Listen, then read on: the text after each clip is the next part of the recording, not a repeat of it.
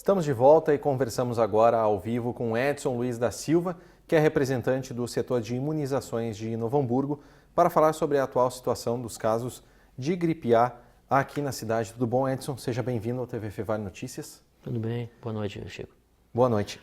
Edson, vamos começar falando então, como já adiantei, sobre os casos da gripe H1N1 ou da gripe A, né? Se teve um adiantamento esse ano, né, do número de casos, né? Chegaram mais cedo, talvez também até em função já conversamos bastante sobre isso, e algumas conclusões, chegaram algumas conclusões também até em função do próprio frio que chegou um pouco antes. A epidemia começou mais cedo no hemisfério norte, chega aqui também mais cedo. Como é que está a situação atual? Esse assunto acabou esmaecendo um pouco, né, com o tempo. Como é que está a situação atual aqui em Novo Hamburgo, principalmente? Sim. É importante dizer que, na verdade, houve um aumento, né, de casos do influenza. Na verdade, o influenza ele subdivide-se em influenza A e influenza B. Especificamente, o que mais preocupa é o H1N1. E até lembrando, Chico, a gente teve em 2009 aquela pandemia que realmente assustou, foi a maior incidência de casos. Nos anos seguintes, a gente não teve uma heterogeneidade da doença tão grave, mas já no ano de 2016 realmente teve um impacto grande. E principalmente começou, como tu disseste bem, antes do período habitual, e como a gente iniciou a vacinação somente em 25 de abril, encerramos agora no dia 30 de junho, aí que se conseguiu controlar, e os efeitos já estão se percebendo agora. Porque como a vacina leva em torno de 15 a 20 dias para dar um impacto na população, e aí esse controle epidemiológico que a gente chama, agora a gente percebe que os números de casos regrediram sensivelmente, né? As piores semanas foi antes da vacinação, que a gente teve um grande aumento de casos, e principalmente naquele grupo mais vulnerável, que é os idosos, acima de 60 anos, e aqueles e os cardiopatas, pacientes pneumopatas também, porque o influenza é um vírus que acaba oportunizando outras doenças graves. Então, esse trabalho teve uma eficiência já comprovada. Sim, certamente. A vacinação, temos o país como um todo, realmente o impacto foi considerável, né? A gente tem efeitos muito importantes, que foi a redução de casos, mesmo aqueles casos onde o paciente não havia internação grave, ele acaba fazendo atendimento só ambulatorial, né, Chico?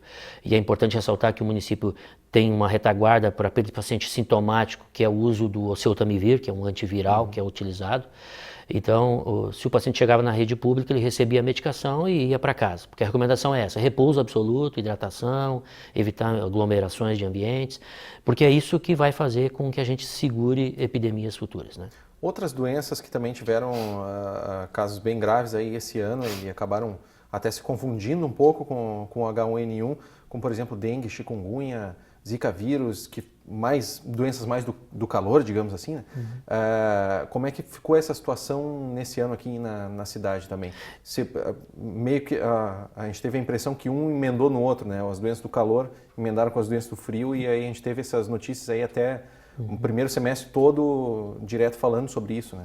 É importante ressaltar isso, Chico, que realmente essas doenças transmitidas pelo vetor Aedes aegypti realmente foram impactantes no primeiro momento, e aí quando a gente percebeu a baixas temperaturas, houve aquela reversão. A gente acabou, porque o Aedes aegypti não se proliferou tão grandemente nesse período, e aí houve uma incidência maior das doenças respiratórias, né, em função dessa baixa temperatura, das doenças do frio mesmo, né? Então elas caminharam concomitantes. Né? Hoje se tem um decréscimo sensível também da questão das doenças dengue, chikungunya e zika. Ambas foram controladas. A gente teve casos de dengue autóctones no município de Novo Hamburgo, tivemos que fazer ações efetivas, né, em alguns bairros da cidade.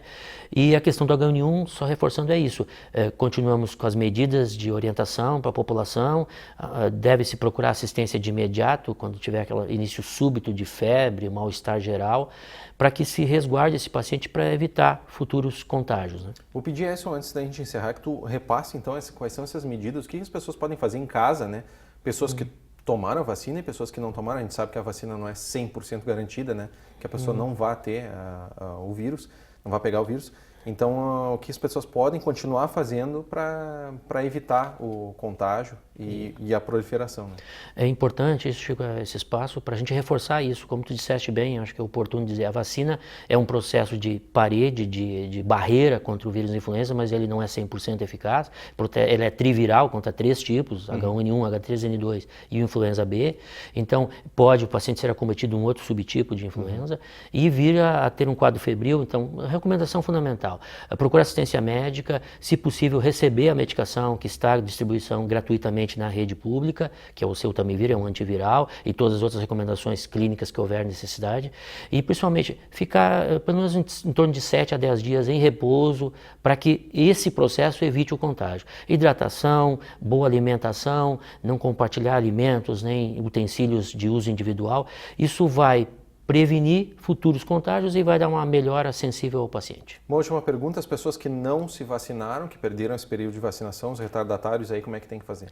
Bom, assim, ó, no sistema público encerrou-se a campanha, como eu disse no processo inicial da nossa conversa, no dia 30 de junho, apenas hoje estamos disponibilizando a segunda dose de crianças, até explicando algumas crianças da faixa etária de 6 meses a menor de 8 anos, têm indicação de 2 doses porque nunca fizeram, né? Então no primeiro momento ela sensibiliza-se com duas aplicações, em 30 dias de intervalo.